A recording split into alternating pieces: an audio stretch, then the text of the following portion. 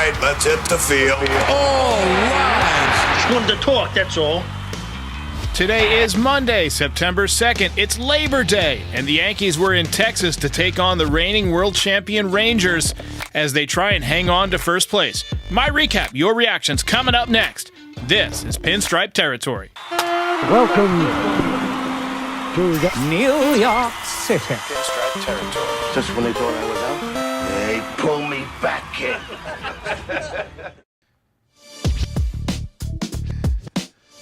Wow, it's never easy with Clay Holmes on the mound, I'll tell you that much. Hope you guys had a good Labor Day. Great comment coming on. Labor Day, on Labor Day. That's very John Sterling. Great start tonight by Gerrit Cole. He had to leave the game with a right calf cramp. Should be okay. We also saw Alex Verdugo kind of grabbing at his rib area at one point. Can we get these guys some bananas, please? Got that inferior potassium going on. Had amazing steak fajitas today. Not sure how much potassium is in that, but they were delicious and I wanted to tell somebody. Anyway, Yankees still in first place after a win over the Texas Rangers tonight. 8-4, the final score. They got 5 runs in the top of the 6th inning. Very sharp, economical outing for Gerrit Cole. Had to leave a little bit early. I don't know, maybe it's just not enough water in the dugout or whatever, but definitely some cramping going on there. And I got to say, worst center field camera in Major League Baseball for the Texas Rangers. So we'll talk about that in just a second. I had no idea that Jack Leiter was going to be pitching tonight. Former number 2 overall pick in 2021. Obviously related to Mark Leiter Jr., Yankees relief pitcher, and son of Al Leiter, who was at the ball game sporting an awesome tan, and former draft pick of the Yankees, didn't sign, and Anthony Volpe's former teammate in high school. Been rough for him since getting called up. Entered the game with an ERA over 12, but he threw the ball pretty well. Yankees tagged him for 5 runs, but I thought his stuff was impressive. When he first came up, his velocity was like 93, 94. I watched his debut, and then today it was 98, 99 at times. So, you know, he's found the velocity again, so it's only a matter of time before, you know, he rounds into form. He's going to be a good pitcher. Let's talk a little bit about another good pitcher, Gerrit Cole. He left the game early with a calf cramp, but he did pick up win number 6 on the season. And if I told you in, let's say, February, that Gerrit Cole would win his 6th game of the season on Labor Day, you'd probably say, no way in hell are the Yankees making the playoffs. But here we are. Half game up in the American League East. Orioles won today over the White Sox 13-3. Corbin Burns was dealing. So, Yanks in good shape despite missing Gerrit Cole for a lot of the season. He was super economical tonight. If he didn't get hurt, he probably would have gone 7 or 8 innings. Instead, he went 6 innings, just 4 hits allowed, 1 run, 1 walk, and 9 punchies. On the season, you see the numbers. He's made 13 starts. The ERA keeps dropping. It's down to 3.71. 68 innings pitched. Way more strikeouts than innings pitched now. 77 punchies to go up against 23 walks. So the command has been there. And the whip is higher than we're used to seeing from him. It's at 1.31, but hopefully on its way downward. For his career, it's at 1.09. I think last year it was even under 1. I think it was 0.98. So definitely elevated for him, but a really good start. And, you know, the calf should not be an issue. If it's just cramping, you know, you get some potassium in you, you stretch it out, and hopefully he'll feel better tomorrow. I don't think he'll miss a start, you know, over that. But he didn't seem concerned at all. He threw the ball well, and then when he was leaving the field, you know, he was kind of shaking his head like he knew it was, you know, just something he couldn't pitch through. But he didn't seem overly despondent like he was, you know, upset that it was. Like, you see sometimes guys a blank stare on their face when they have an injury because they hate to get injured, especially this late in the season. So you kind of figured it was something kind of easy. He was like, you know, squatting up and down, which leads you to believe he was trying to stretch it out, which basically screams cramp. But anyway, let's talk about that center field camera, because for the past couple of years, I say this, but we got some new people on the podcast now, some new followers, and I just wanted to make it clear That's the worst center field camera in the league. Whose idea was it to put a camera in the nosebleed section? It's just too high up and too far away. The batter takes up such a small portion of the screen, I can barely see what's going on. I feel like I'm trying to watch the game on a cell phone of the guy in front of me on an airplane. It's like you're trying to judge a painting at a museum, but you're standing in the parking lot. It's a joke. I don't mind the directly over the pitcher angle, and I can see that's what they're going for, but come on. Can we get a better zoom lens? Are we trying to get like a panoramic view of the entire state of Texas? What is going on here? Got to get a better camera out there in Texas. Absolutely a joke. And James G says angle is too wide. Yeah, I just don't get why you need to shoot that far away unless it's for like sponsorship stuff. Anyway, in other news, good night for a Yankee prospect. Spencer Jones was awarded the Player of the Week honors for the third time in Double-A. He went 10 for 24, 4 doubles, a triple, and a homer. He had 6 RBIs. Overall on the season, now hitting .258 with 15 home runs and 74 RBIs. He's 23 years old, so you would have hoped to see him in AAA by now. I'd imagine they'll promote him when and if Jason Dominguez gets called up. And Boone said before the game that it's definitely a possibility, and he said he's higher on Dominguez than pretty much anybody. I doubt that. I'll challenge you, bro. Let's have a Dominguez standoff. Anyway, but keep an eye out for Spencer Jones possibly getting promoted to AAA. One big issue with Spencer Jones, 182 strikeouts this year in Double-A in 434 at-bats. So that's a 41% strikeout rate. That is not going to cut it. Typically, guys don't have less strikeouts as they move up levels from one level to the next. So he's going to have to make some adjustments to, cut that. Quick word from the guys at Foul Territory, quick 1-minute ad break, and then we are back with the... We're looking for real ways to boost our nutrition and just found a protein shake that actually tastes amazing. It's called Orgain, and it's been a game changer. Orgain is the leader in real protein-powered nutrition that understands that being good for you doesn't have to taste bad. It's the organic ingredients we're looking for, but I don't want a grainy battle with my taste buds every day. You know what I'm saying? It's giving smooth milkshake vibes. That's Orgain, and they have a brand new 30-gram complete protein shake that offers protein-packed real nutrition designed to satisfy your cravings without all the sugar. It gives me energy, provides muscle support, and helps manage hunger too. It's also made without soy ingredients and made with no artificial flavors or sweeteners. Orgain 30-gram protein shakes are available at Costco and Orgain.com. If you want to get in on the delicious protein-packed nutrition today, head to Orgain.com/foul and use the code FOUL for 20% off your order. Once again, that's Orgain.com/foul for 20% off. And make sure you use promo code FOUL so they know FT sent you. All right, let's go. Let's get it going. All right. Hey, somebody check if Orgain has potassium in it, and let's get a shipment to Garrett Cole. Come on now. Anyway, good night for the Yankees. As you can see, both teams were quiet early. Aaron Judge and Juan Soto absolutely smoked the ball in their first at-bats off of Jack Leiter. Soto's ended up being a double play, and Judge's was a flyout. But fun fact, it would have been a home run if it was hit in Houston. Word to Emily Nyman for pointing that one out. Very nice stab by Jazz Chisholm in the bottom of the second at third base. He continues to show flashes of brilliance at third base.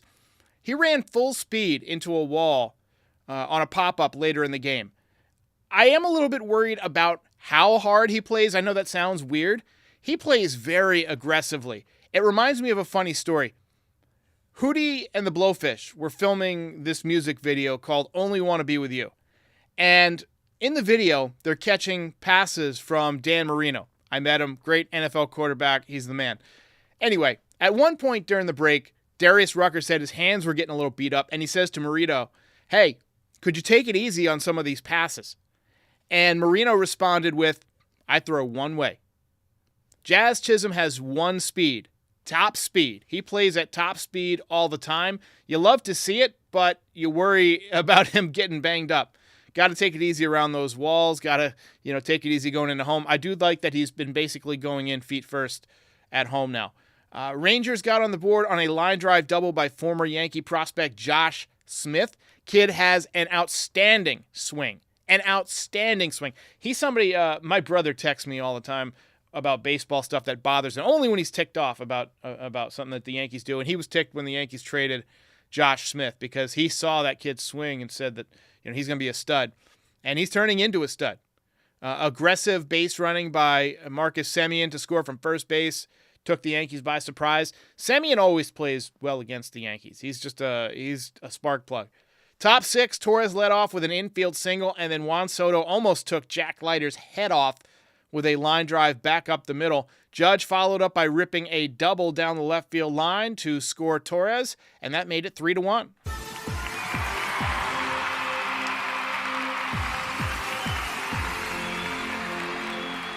32nd double of the season for Aaron Judge, 124 RBIs. That ended the night for Jack Leiter, who pitched a pretty good game. He pitched better than I think his line would say. If you look at his line, 5 innings, 7 hits, 5 runs, no walks, 2 strikeouts. His ERA on the season still over 11, almost 12, 11.78.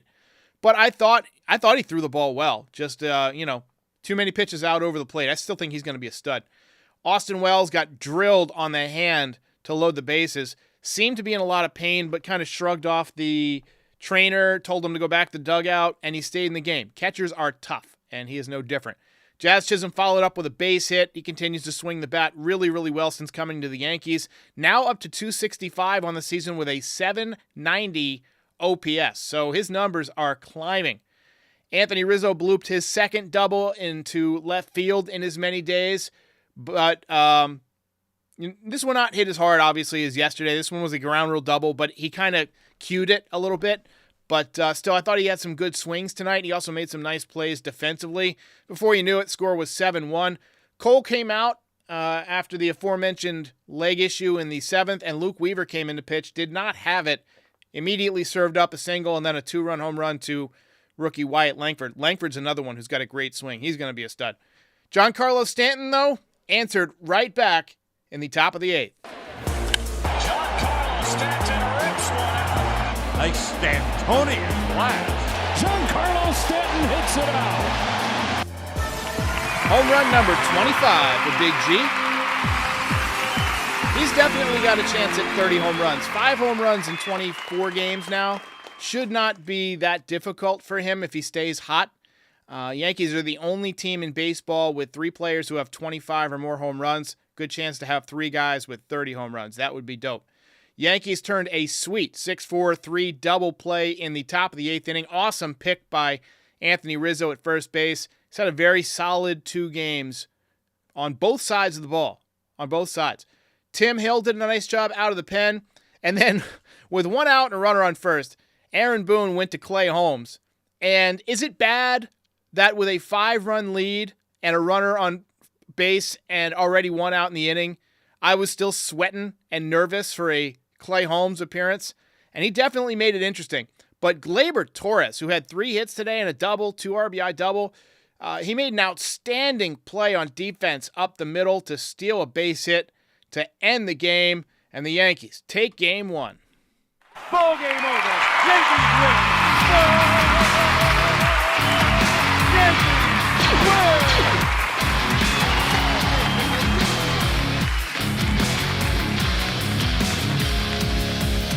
You're a winner. Seems to be some debate over the swings that Anthony Rizzo has had the last couple of days. I thought the double down the left field line yesterday was an opposite field hit by design. It looked to me like he waited back and intentionally steered that ball to left field. Today, it looked like he was trying to do the same thing, but he didn't hit it well. He also kind of blooped one to right field yesterday. So, he's picking up hits. He's making contact. It's more than we could say for some of the guys we've had over there this year. And Junior Caroma says he loves this lineup. I'll tell you what, you replace Verdugo with the Martian, and it's not bad, especially if Rizzo is going to hit. Torres, big night, 3 for 5, and the great outstanding play to end the game, and he is your belt winner.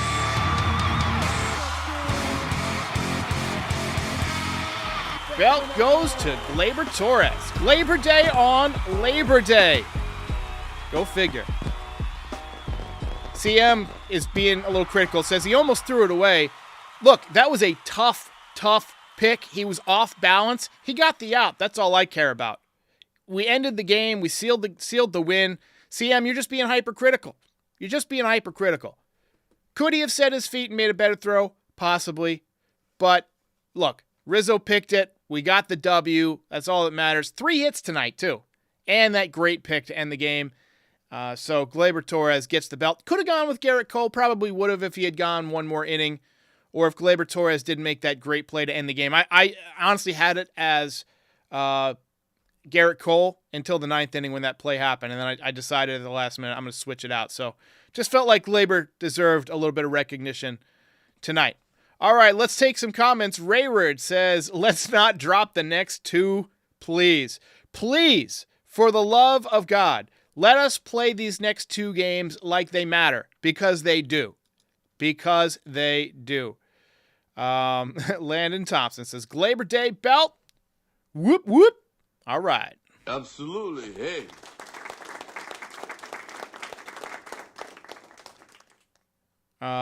Rayward also says, Gleyber has done his work to get better, to his credit. Look, he's been really good out of the leadoff spot.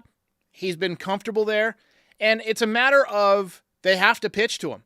You know, when you've got Soto and Judge behind you, and you're not chasing, and he doesn't chase very much. I'll pull up his StatCast, but you know he's getting pitches to hit, and he's doing damage with them. Let me just pull up some Baseball Savant real quick. Gleyber Torres. We'll take a look. Take a look. So, I mean, you look at the numbers; they're not amazing. The batting run value, the base running value, the fielding value, all well below average, not having a good year. But you look at the chase percentage there, 91st percentile. So, you know, you've got to throw it over the plate to him leading off the game. You don't want to walk him in front of Soto and Judge. Soto might walk too. You walk him, Soto's probably going to, be working a walk most of the time. And then all of a sudden you got 2 on, nobody out for Aaron Judge, and you got to throw a strike because you're not walking the bases loaded to open up the game. So that's why Gleyber Torres, with his outstanding, dare I say, elite chase percentage, hitting in the leadoff spot is great. He's way above average in the walk percentage too, 72nd percentile. And he's cut back on his strikeouts in recent years. But power numbers have dipped this year. I'm okay with that if he's going to do this out of the leadoff spot. You know, this type of player. And I want to see more of this. I don't know if you guys can see my mouse. I want to see more of these. Line drives over the second baseman in the right field gap. These are the hits that I want from Gleyber Torres. I could care less about these 400-footers. He's our second baseman. Hit line drives as a leadoff man, get on base, work your walks, and hit the ball in this part of the field, and you'll be just fine. But anyway, we got the dub tonight. Let's go ahead and switch over to the final thoughts here. Get your final comments. NESTBG says, you add Martian to the mix, and dare I say the Yankees might just be an athletic team. When was the last time that was so? Probably 2017, maybe, with some of the younger guys. I think the Martian's coming at some point. I'm not going to lie. When Verdugo was kind of grabbing his side, I was thinking, if that's not cramps, put him on the 60-day IL. Let's get the Martian up here. But anyway, I think that this is a good win for the Yankees. You got 2 more. Got to win the series. Got to stay ahead of the Orioles. And, it's been a long day, guys. It's been a, long weekend, obviously. 3-day weekend. This is my 3rd show of the day. So we're going to call it a little bit early tonight. Go ahead and subscribe. Like the video. It helps other Yankees fans find the channel. If you want to support the podcast, help me keep the lights on in here, you can become a member. It's $5 a month. You get your name up in lights on here during Final Thoughts. Occasionally, I'll put out videos a little bit earlier. I'll put out an extra, members-only video, that type of thing. And you get recognized on the homepage. But mostly, it's just if you feel like supporting the channel. So go ahead and do that. Check out our sponsor. Link is in the description. And I'll see you tomorrow. Hope you had a great Labor Day weekend. Ball game over.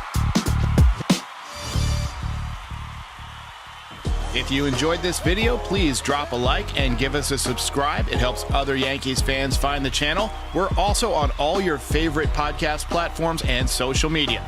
Join the community, have some fun. We're here after every game. This is Pinstripe Territory.